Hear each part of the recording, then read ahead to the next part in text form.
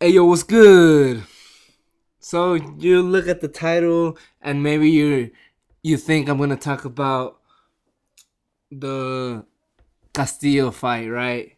Or the first Maidana fight, or Oscar De La Hoya, or Miguel Cotto, or oof, right?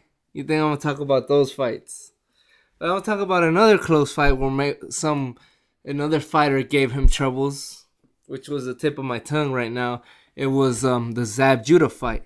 Zab Judah did give Mayweather troubles in the first couple rounds, and then as we all know, he gassed out and he lost eventually. But in the 10th round, Zab Judah hit.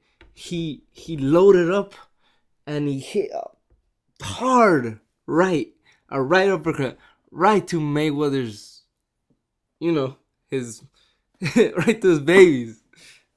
So he hit him right there in his man parts. And I was reading, Boxing Scene's series. It's called 17 Years to Make a Super Fight, and it's a great series. If you haven't checked it out, check it out. Go to boxingscenes.com, look it up. I'm gonna make a video about it after the series is over. They're in year 2007. Basically, they're paralleling Mayweather's career with Pacquiao's career. Anyway, in the year 2006, they're doing this right now. The year 2006 was with this fight with Zab Judah, and he pointed out that when Zab Judah loaded up on that right uppercut to Mayweather's privates,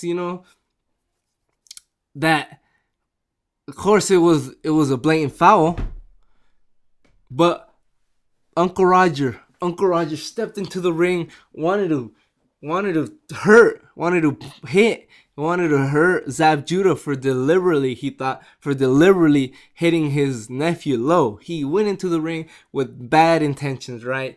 And then, of course, if you've seen that fight or highlights of that fight, a riot broke out. Zab Judah started bombing, hitting Leonard Ellerby, and then everybody from Mayweather's and Zab Judah's dad went in the ring, and security had to come in and break everything up. It was just wild, right? It was wild. But what this article pointed out was that the referee should have disqualified Mayweather. Mayweather should have been disqualified when his Uncle Roger stepped into the ring. No one is allowed in the ring while the round is progressing. No one, just the referee and the two fighters. The trainer, if the trainer steps into the ring, the fighter will be disqualified.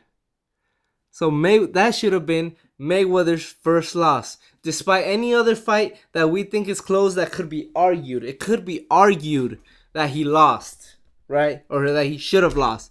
But this is a circumstance that it can't be argued.